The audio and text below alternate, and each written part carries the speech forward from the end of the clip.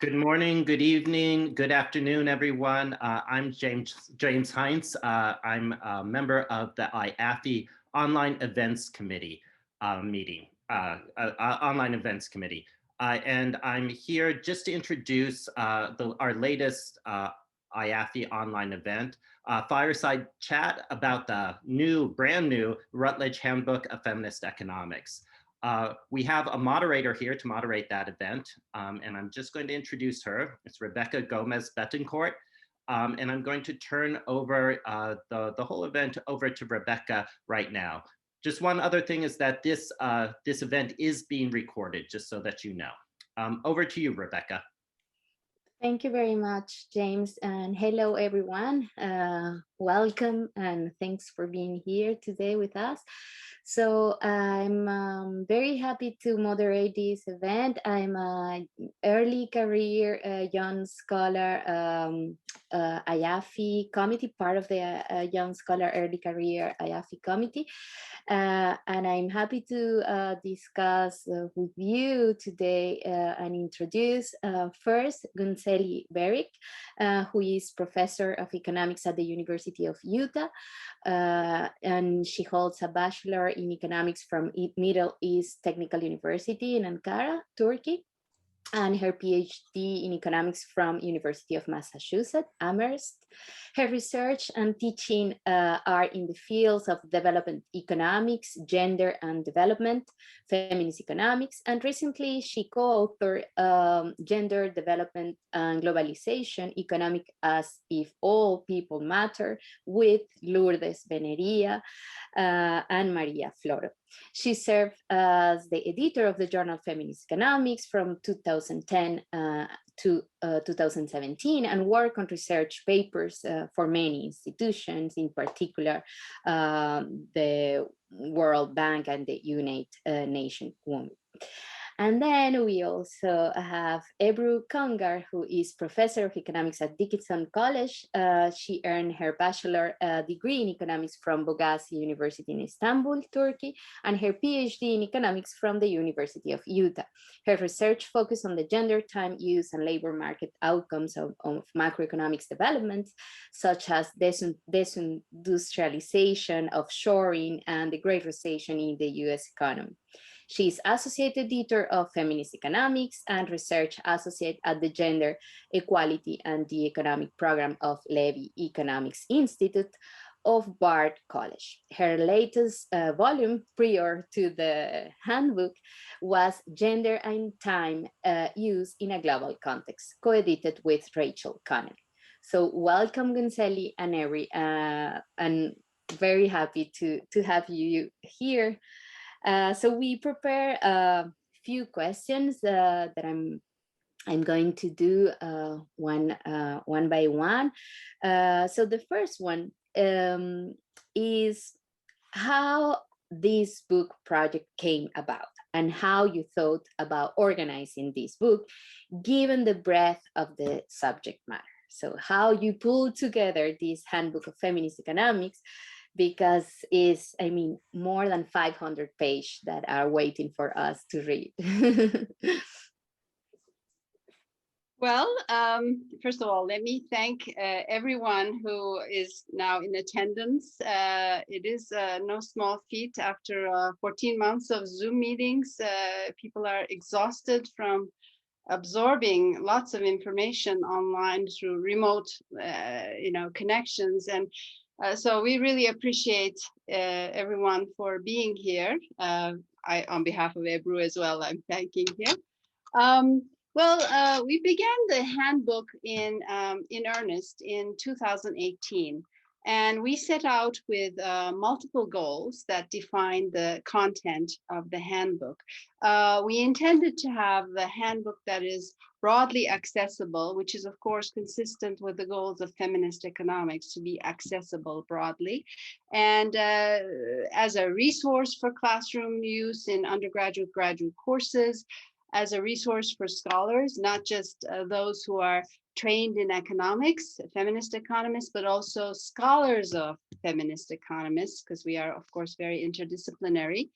And we were attentive to include diverse traditions in feminist economics. So Marxian political economy, institutionalist economics, ecological economics, and of course the post-Keynesian economics, but also different disciplines, political science, philosophy, sociology, so that basically we have these diverse perspectives represented to achieve strong objectivity in the context of the handbook. We also strive to adhere to the goal of inclusivity. So we have more established scholars as well as emerging scholars, though the emphasis is on more established scholars, because we wanted to get their wisdom and perspective that develops, of course, over a long period of time. But having representation from around the globe was an important consideration for us. But above all, we wanted to showcase this social provisioning methodology, which of course we'll detail shortly. And that basically sums up our set of goals here. We started with, in preparation, we did some research. So we analyzed the articles published in Feminist Economics over the decade preceding the start of the handbook. And so this word cloud is based on the keywords of articles published during this period of time. And so it's sort of, at least in the context of the journal, it highlights the concerns at that period of time of feminist economists. We also reviewed syllabi and syllabi from around the world, and these are of course posted on the IAFFE website. So we kind of reviewed their content and structure. Two earlier compilations were helpful. One is, of course, the Elgar Companion of Feminist Economics, edited by Janice Peterson and Meg Lewis, and the Handbook of Gender and Economic Life, edited by Deb Fargart and Tanya Warnecke. And basically, we adopted shorter entries for the handbook, as in the Elgar Companion, but the sort of similar perspective and structure as in the Handbook of Gender and Economic Life. And we had to leave out, obviously, as you, Rebeca, pointed out, this is a massive, research area. We had to leave out history and economic thought. We thought these were standalone topics, although that deserve their own handbooks, essentially, and but also. But some of our, obviously, many of our contributors situated their topic within the the history of thought of the field that they're writing on, and some topics which were dear to us, like feminist pedagogies, contested commodities, divorce, widowhood. These were originally on our plan, but in the end we had to drop those out, and we ended up with 49 chapters, 49 topics. And of course, then we were given from the publisher this strict ultimatum to conform to relatively shorter articles, and that was, of course, a source of headache throughout, really, because most authors wanted to write longer pieces, and of course, maybe in retrospect, that should have been the case, but here we are with 49 chapters plus our introduction chapter. Thank you, Günseli. So, Ebru, can you give us a quick tour on the handbook? Of course, not every single chapter, but what are the major parts? Can you give us a little taste of the type of topics and issues covered in the handbook, please? Sure. Thank you so much, Rebeca. And I join Günseli for thanking you, the committee, and also all attendees It's wonderful to see so many contributing authors, so many of our colleagues and friends here. Thank you so much. As Günseli mentioned, our goal was to highlight non-mainstream feminist economics contributions to the literature. And we find the social provisioning framework that was outlined by Marilyn Power in 2004 to be a useful framework to distinguish non-mainstream feminist economics than, say, economics of gender. And we believe non-mainstream feminist economics and the social provisioning approach are consistent with the goals of feminist economic inquiry that's listed on the webpage of Feminist Economics. So our goal in our scholarship is not just to develop more illuminating theories, but it is to produce knowledge that improves the conditions of living for all children, women, and men around the globe. We believe this requires dismantling of oppressive institutions and structures that reproduce or exacerbate gender and intersecting inequalities around the globe, and addressing the climate crisis. So in compiling the handbook, we tried to compile contributions that address these issues, that will inform policy and social movements to make it a better world for everyone. The first, I know many people here are familiar with the social provisioning approach to feminist economics, but these are the 5 methodological starting points Power 2004 identified. Unpaid work should be incorporated in feminist economic analysis from the start, rather than being shoehorned as an afterthought. Well-being should be the goal of economic inquiry. Agency, as well as agency outcomes, are as important as well-being outcomes. We need to be mindful of intersectionalities in our analyses, and we should make explicit our ethical judgments. The SPA, the social provisioning approach, is not a theory and it's not prescriptive.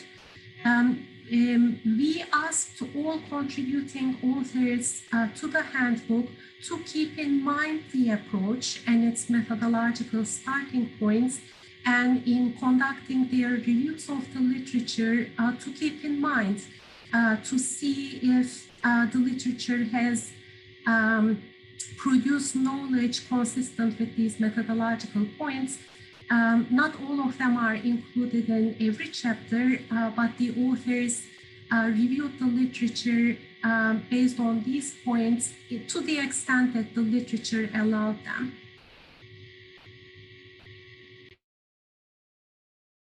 You are muted. I also want to jump in here. So social provisioning approach is not a theory. So really it's a framework, starting premises upon which heterodox or non-mainstream perspectives can be built. And it's social provisioning is a classical understanding of the economic activities, and so it builds on the classical concept of social provisioning.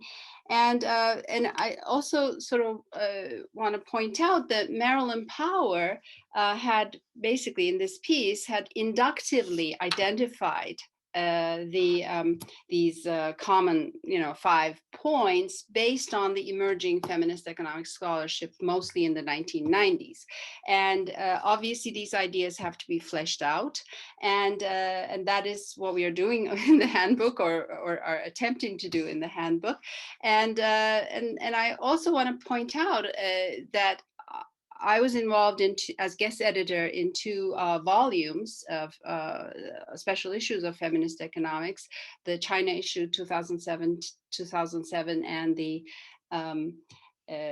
Inequality, Development, Growth special issue in 2009. And in both of them, we framed the article, our introductions with this SPA in mind. And it's sort of becoming more commonplace, but here we're kind of really emphasizing, articulating, and hopefully deepening our understanding of the kind of these points and how they function in the scholarship. So to go back to your original question, Rebecca, there are 4 parts to the handbook.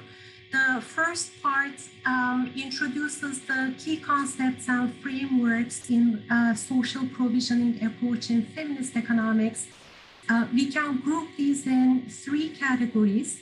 The first group of chapters discuss some of the methodological starting points of the social provisioning approach, the capabilities framework, agency, and intersectionality. And then we have the theoretical frameworks, different approaches that have contributed to the development of the social provisioning approach beyond the capabilities framework. These are feminist institutional economics, feminist radical political economy, the human rights framework, gender and development, and feminist ecological economics. And the third group of chapters in the first part introduce some of the key core concepts in feminist economics, patriarchal institutions, care work, and feminist conceptualizations of the individual are included here.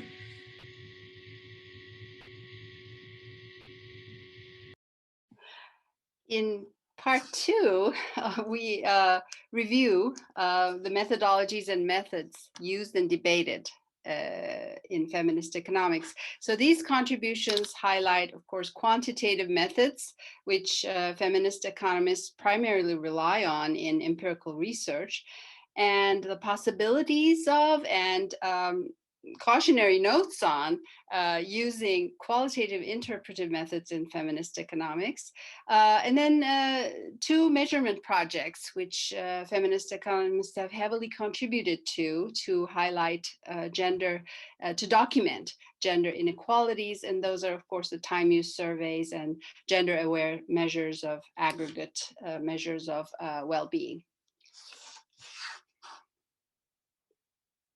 Okay. The third part is discussing more issues that have been core feminist economics issues from the very beginning. We have chapters that discuss gender inequalities in different forms of work, paid labor, unpaid labor, sex work, common property resource gathering, contingent work in a gig economy, informal labor, so on and so forth. We also have chapters on capability deprivations, such as poverty or intimate partner violence against women. And then we have chapters on family formation, within household decision-making, and division of labor among couples. And we also have different contexts, such as export production, reform and transition. We have chapters on post-reform China and the impact of economic reforms in transition economies. There's a chapter on how the structural adjustment programs affected rural livelihoods in sub-Saharan Africa. So all of these authors are discussing the issues in a country-specific or region-specific manner. So in parts 4 and 5, we are highlighting policies and strategies for a gender equitable and sustainable future.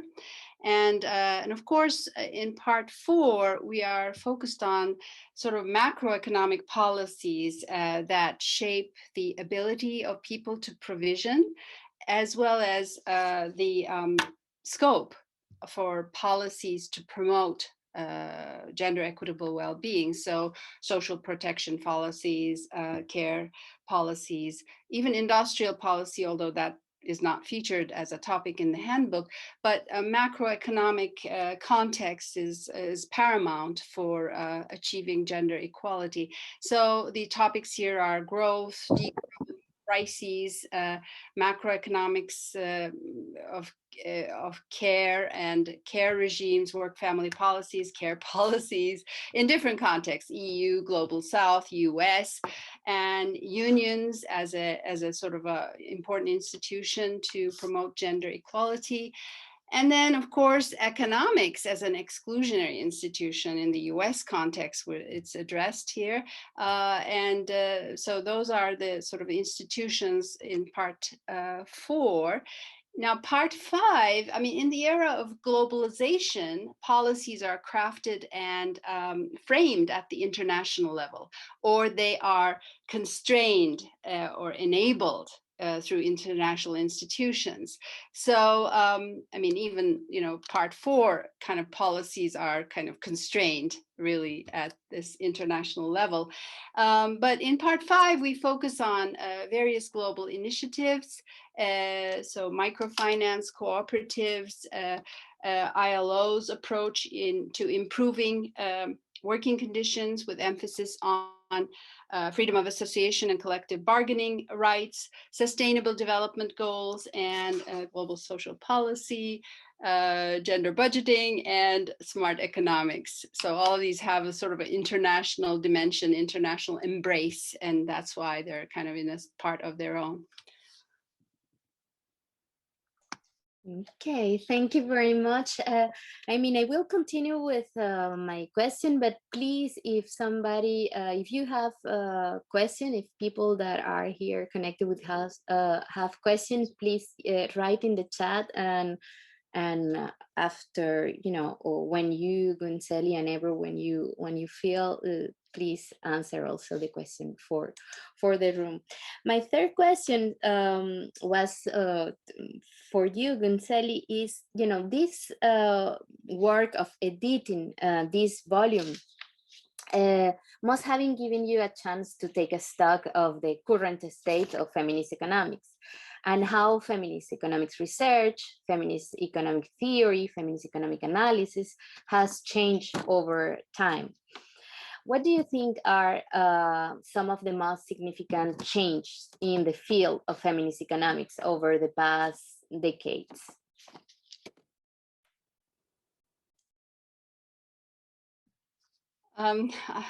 We think the handbook underscores the continuity and development of feminist economics thought, building on earlier works that are now considered, milestones or help define feminist economics.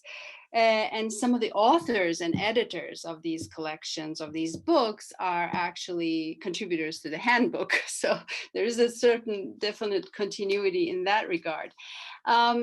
But I would say, I mean, we definitely sort of think that basically feminist economics, the scope of feminist economics has broadened over the, let's say, last 2 decades from a focus on analysis of resource inequalities, so incomes, earnings, wage gaps, and so forth, or labor force participation rate gaps, to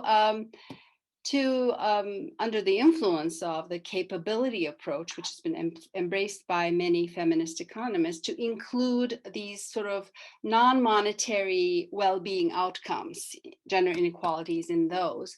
And so, for example, I mean, violence against women, which is a flourishing research area embraced, focused on by feminist economists, is sort of an evidence of this sort of attention to these non-monetary capability deprivations. I should note though, the resource inequalities dimension has also broadened, has also kind of developed in the new millennium with the wider availability of data on assets, for example, and individual level asset ownership. So there is actually that favorable sort of development or new research area that has also been introduced. But there are some continuities here. Clearly, there's a deepening of conceptualization and measurement of care work. And so moving from, broadening the concept of care work to include paid care. There's, of course, time use surveys have been enormously valuable for feminist work to highlight the importance of care work or child care in relation to our sort of standard monetary aggregates. And then, gender and macroeconomics has certainly flourished in the new millennium. I mean, the origins of, the gender and macroeconomics really go back to the early 80s, 1980s, when, feminist economists identified, observed these adverse effects of structural adjustment programs in the global South. And so from that moment on, I mean, that actually strand of analysis has continued and still continues today, because these policies, while not called structural adjustment, the conditionalities that continue to generate adverse effects on inequalities are still there, as we know, in Ecuador, in Argentina. I mean, we're kind of seeing continuous unfolding of the adverse effects of the conditionalities. So that strand of research continues.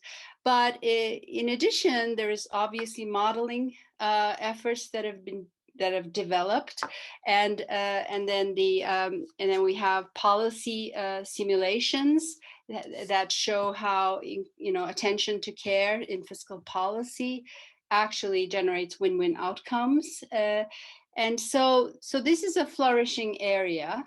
And then there are some issues that were largely on the margins, but they're kind of moved closer to the center. So violence against women is one that I mentioned, but intersectionality, pretty much everybody acknowledges, all feminist economists recognize this is an important, research focus, although in practice we kind of lag in implementing it.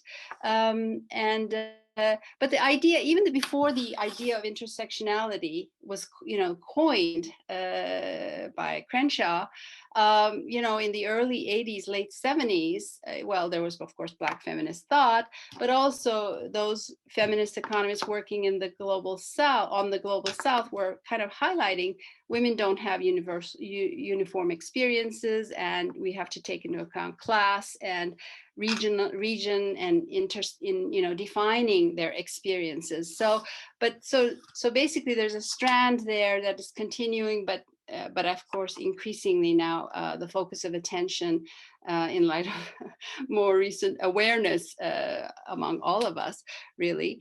And then there's ecological feminist economics, maybe going back to Marilyn Waring, at least Marilyn Waring, but also 1990s, there were some feminists who were producing writing in ecological economics, and now we have much of that attention, of course, increasing, and as research has also been enriched by a feminist degrowth perspective. So that is also moving to the forefront.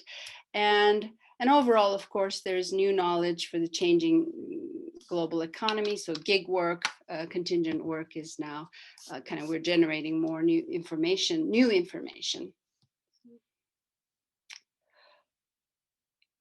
Yes. Wow. So a lot of changes, but also a lot of continuity. Okay. So Ebru, since you started this book project, the world has experienced the effect of the COVID-19 pandemic. So in what ways has the crisis impacted how we think about the topics covered in the handbook? Or say in other words, do you think about the handbook differently now compared to when you first started the project? Yeah, that's such an excellent question. Thank you so much, Rebecca. There's as you know, special issue of Feminist Economics on COVID. And as the articles in that special issue perfectly highlighted, what the pandemic and the following recession showed us is the relevance of feminist economics ideas, especially the social provisioning approach, I think. Specifically, the interrelated nature of paid work and unpaid work, and including how racialized and gendered these are, and the class inequalities in paid work and unpaid work became hyper visible to all of us, including the decline in mothers' labor force participation rate in the US, for instance. The undervaluation of care work became hyper visible. And also intersectionality, of course, as Günseli pointed out, moved from the margins to the center among privileged groups in public consciousness and in scholarly circles. So COVID coincided with the two movements, the Black Lives Matter protests and the Me Too movement in economics. Yesterday, a year ago yesterday was when George Floyd was murdered, and the Black Lives Matter protests that followed, even though they are US-based, I think raised consciousness about racism globally. And for instance, they are currently informing discussions around Palestine. The Me Too movement in economics, of course, made visible how toxic the environment is for women in economics, in addition to economics being a male-biased and male-dominated discipline. So these issues are at the front and center of the handbook. So the way we think of this is the pandemic, these movements basically highlighted what feminist economists have been arguing for a very long time. As Günseli mentioned, one thing we would do differently if we were starting the project now is probably we would go with fewer chapters to give more room for more in-depth discussion to all contributing authors. But I have to admit it would be really difficult to let go of any of the chapters that's included in the handbook. Yes.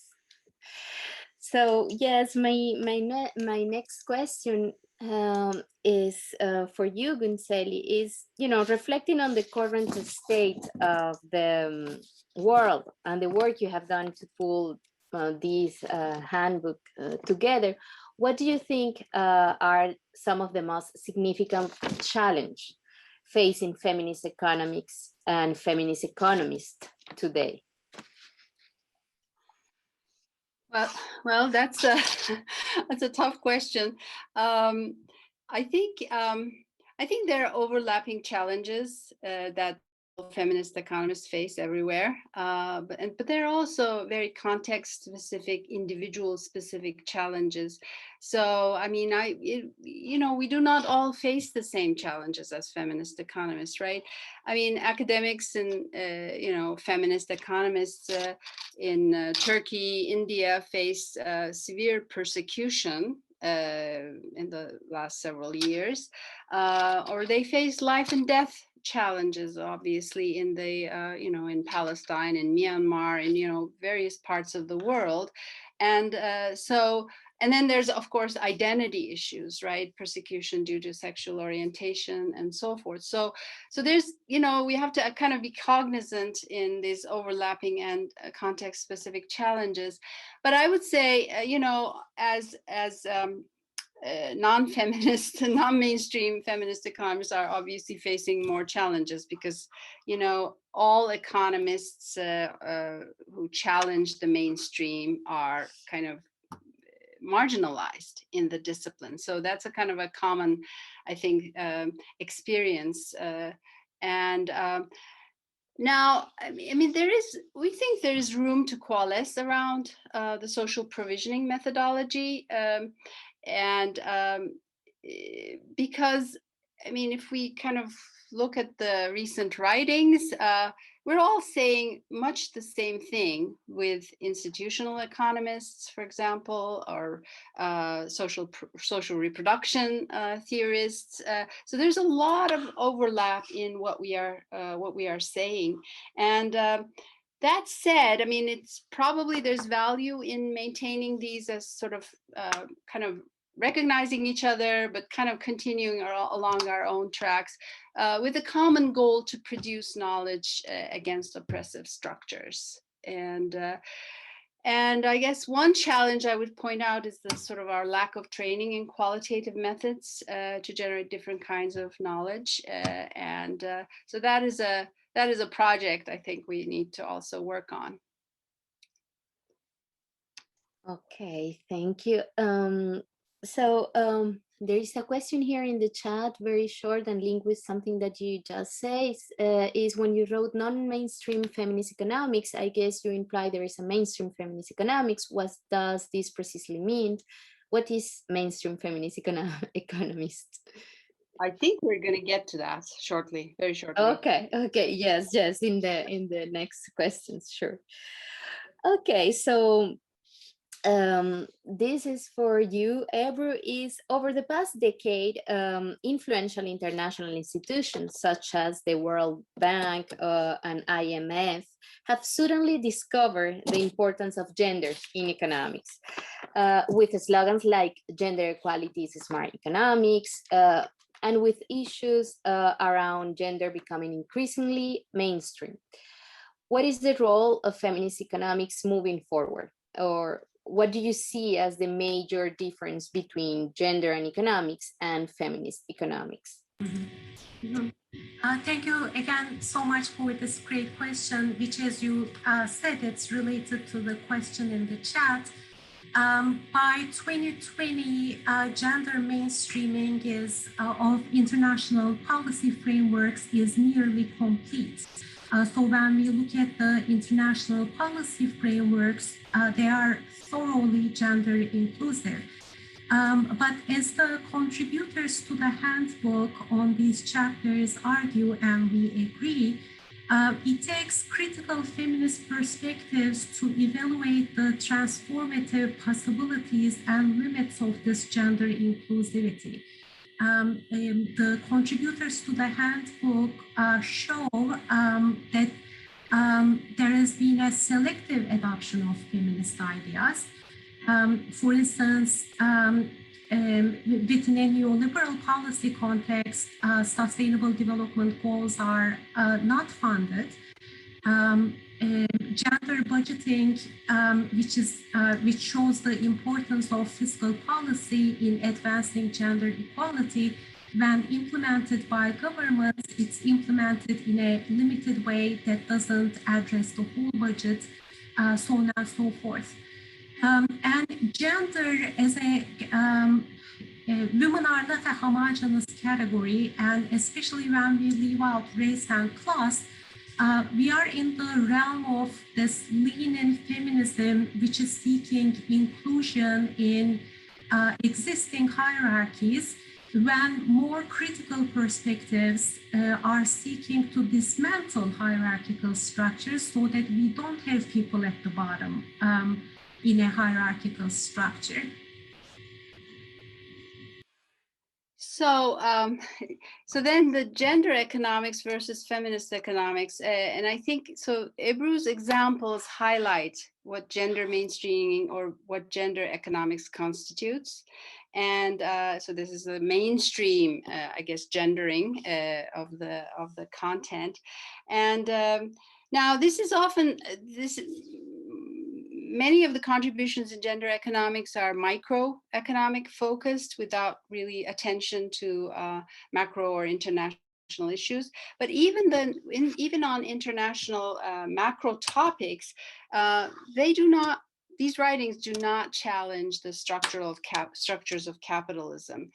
They do not challenge or write about the adverse effects of austerity, and it's sort of very, very narrowly focused kind of attention of how gender equality might promote some of the desired goals of institutions, like growth, for example. And typically, I mean, this is very clear to me from just looking at some of the recent contributions in gender economics that they are not really engaged in feminist economics literature, which is a pity, because this is a way to kind of perhaps develop modeling and kind of react or critically react to contributions. But it's sort of this silence, a sort of an exclusionary approach is I think pretty systematic. It's not a sort of a accident that these papers are not citing feminist economics literature. And now, if we look at specifically gender equality as smart economics, of course, that was coined in the context of World Bank report, and there is basically these arguments, of course, are drawing attention to the synergies between policy goals, and I mean, that's a good thing in a way, because historically feminists have always relied on arguments that show the broader benefits of pursuing social justice, racial justice, gender justice, and so forth. So, I mean, going back to Wollstonecraft, if not earlier, arguments have been made for the good of the nation, right? If you promote gender justice. Now, the problem, and there are two problems, I think, here. One problem is the selective attention to dimensions of gender equality. And so, if you say education equality promotes growth, or labor force participation equality promotes growth, that's one thing. But what about, gender wage gaps? What are their effects on growth? So, silence on that. So there's all these silences. And then the second problem is especially the international financial institutions disregard how conditionalities, as I earlier pointed out, exacerbate gender inequalities. And while they're making these win-win arguments. So on the one side, their rhetoric is very gender aware. On the other side, it's this ongoing undermining of gender equality through their economic programs, the conditionalities. So I think that is those are the two problems with this sort of win-win arguments as they are made in the smart economics literature. Now, there is also the question, which we should be debating among ourselves more, is certainly engaging more, is do we want to attach pursuit of gender equality to the goal of economic growth? And I mean, obviously, there's things to be said about economic growth for low-income countries, but there's also the damages or the adverse effects of growth on gender equality and other forms of equality, right? So we have to engage more in trying to figure out how we proceed on this issue. Okay, so linked to these questions, there are two comments here in the chat. There's Julia Sakia wrote, let me read here. Just a clarification. Mainstream feminist economics is equal to gender economics?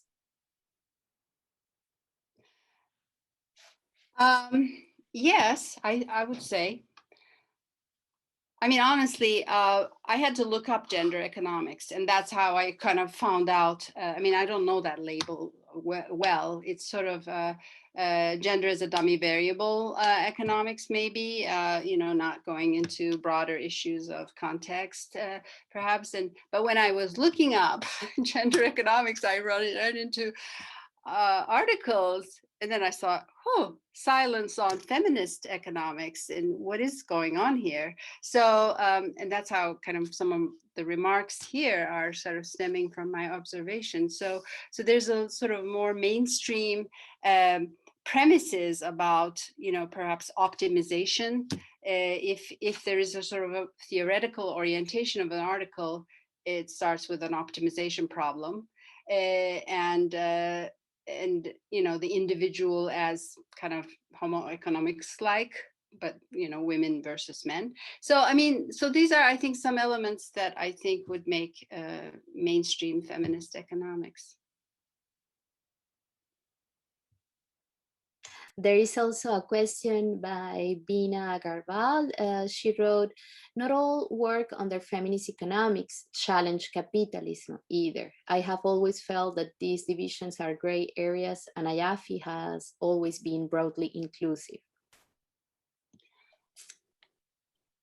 We completely agree. IAFFE as an institution, feminist economics and feminist economists are inclusive of different approaches. Many years ago, we used to talk of feminist economists as hyphenated feminists, your institutionalist feminists, or radical political economists and feminists, so on and so forth. And this broad umbrella of coming from different perspectives, but trying to also come from a feminist perspective, all falls under the feminist economics umbrella, I think.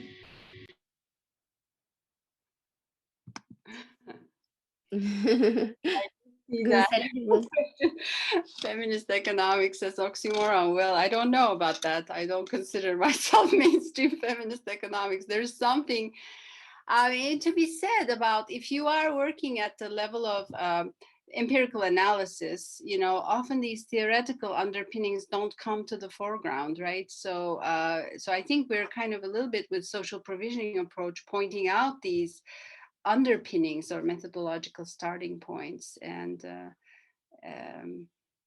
that people might reflect on. Okay. Yeah. Yes, I have a very last short question, but I don't know if you people here in the room, people here on the screen have other questions. My very last question is for you both, really, for this wonderful work of more than 500 pages, but we can read chapter by chapters and slowly, and it's coming soon. So you can read part of the introduction and chapter 1, chapter 2 online in the website of the Handbooks of Feminist Economics. My last question is, what advice you can give to young feminist economists that are starting working on these topics?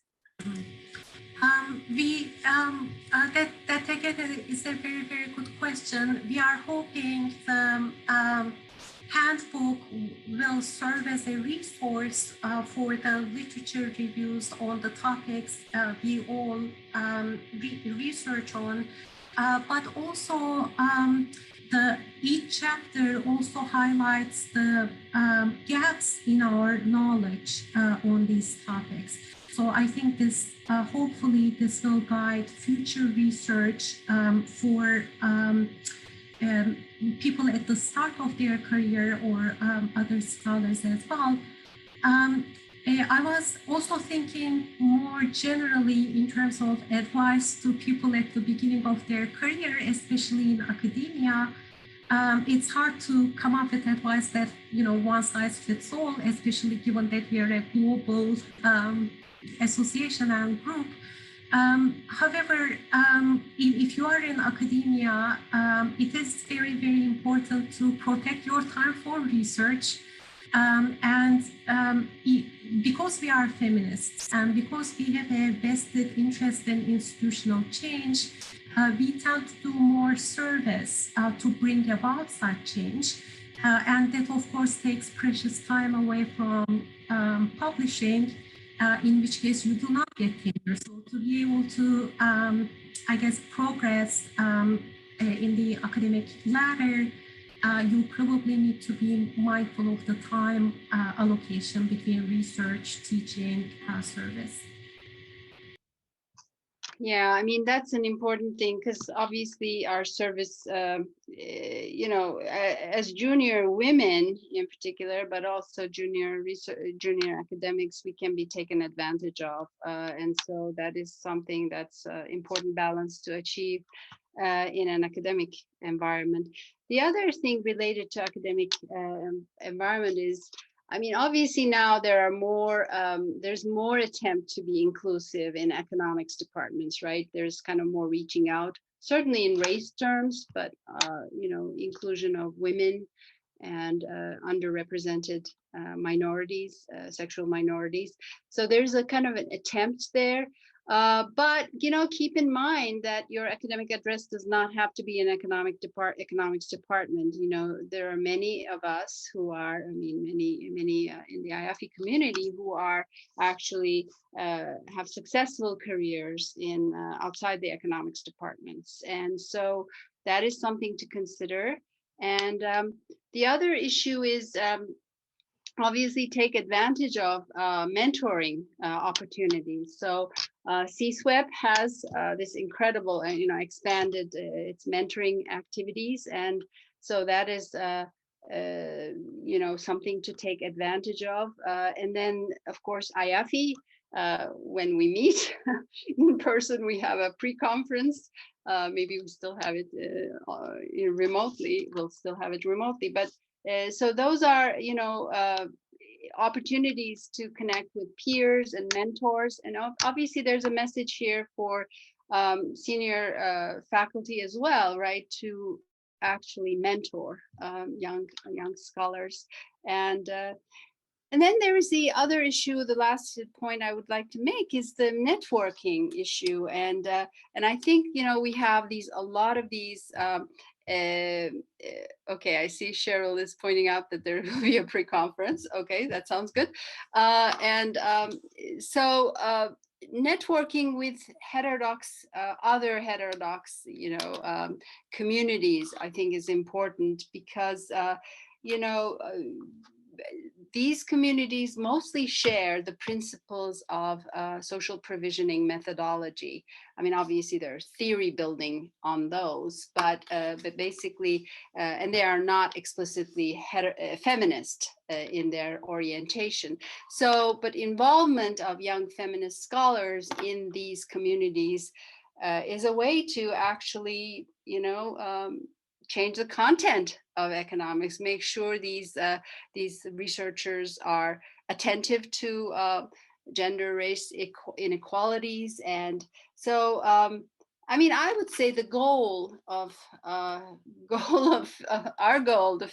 feminist economics is to, in the end, drop feminist from economics. I mean, it should be, feminist economics should be economics. And, you know, we have a ways to go, but I think that's really what the young generation should kind of keep in mind.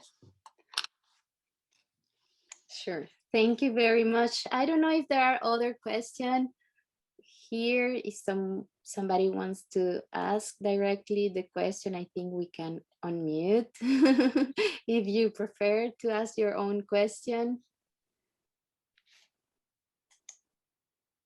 Okay. No. I'm happy to if you are open to it. Is that okay? Yes. Okay. My name is Sonia George, and I just want to say, first of all, thank you for these. I'm so excited to just be listening to all of you here. And I was just writing on the chat that, you know, Günseli, your comment on what feminist economics really should be is spot on. And that's exactly what I think many of us are doing through our practice. But I also wanted to just point out as a thought that this is well beyond academia. I mean, I know you mentioned these early on through a lot of the work that folks are doing in different spaces, but I can tell you that in my work in digital development, very much in the international arena, for me and for my team and many that we are working with, including Karen at the World Bank, who's really trying really hard to push a feminist agenda within the World Bank work. You know, feminist economics is the foundation for a lot of our thinking, is the foundation for a lot of the you know, questioning, inquisition, the, you know, the research, the analysis that we do. And everything that we produce is yet another challenge to what is now the mainstream that, yes, we hope will be turned around and it will become feminist. But it's really important to also go beyond the academics and what is being done within the academic realm, because I have to tell you, many of us, and there's amazing folks everywhere doing work that actually intersects beautifully with feminist economics and are informed by feminist economics, even when they don't call themselves such. So I just wanted to make that point, and thank you. I'm so excited, and I can't wait to get my hands onto this handbook. Thank you. Thank you very much, Sonia. I don't know, Günseli or Ebru, if you want to react to this comment. I mean, it's so true that, you know, we don't have to label ourselves or our work feminist economics, right? I mean, to have an impact. So, I mean, in fact, that might be a more effective strategy in some contexts. So I agree, Sonia, you know, everybody's trying very hard in their different, you know, contexts. Yeah, that's what I would say. I don't know if you have any. No, when Günseli and I were thinking about this advice to early career economists, one thing we jokingly mentioned among us is become a sociologist. Of course, there's much value to scholarship from many other disciplines and non-feminist economics perspectives. I mean, radical political economy, institutional economics. So, of course, I agree wholeheartedly with this comment. We have a question by Rosalie. Leven, do you want to ask your question yourself, or? Yes, I am a new to the field of economics, but mid in my career. So it's an untraditional career that I think many more women have untraditional careers than perhaps men do. And I feel like the authors have this really great overview of the field of feminist economics. And one thing that I've been thinking about, because it's my experience, is the intersection of ageism and economics, and feminist economics in particular. I suspect that ageism, I know that ageism hits women, particularly women with untraditional career paths like mine, much harder than it hits probably most other sectors. And I know that we see evidence for that.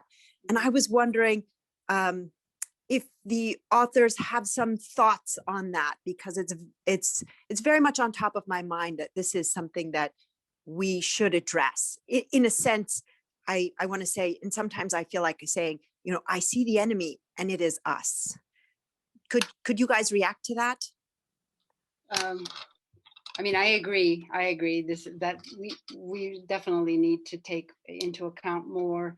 I mean, honestly, in the handbook or in the introduction, that is not an issue that has been foregrounded. However, in feminist economics literature, obviously there's a lot of attempt to address, for example, old age security, social security, as well as obviously the worse health effects of a longer life expectancy, but worse health effects. And so age as a factor in defining experiences is what I'm talking about, not specifically ageism, but also there's a recognition that poverty, for example, is poverty literature, most mainstream standard poverty literature is focused on younger women and not elderly women. So there's ageism implicit in the research there. So there is, there is recognition clearly among feminist economists of the importance of ageism, but we need more research on it, clearly. Is there any other question or reaction? Well, if not, really thank you very much for this big work, collective work. And we are all ordering in our libraries and waiting to see you online in the conference very soon. And thank you, Günseli. Thank you, Ebru, for all of Thank you so much. Thank you, Rebecca. Thank you everyone for attending. Thank you. Thank you.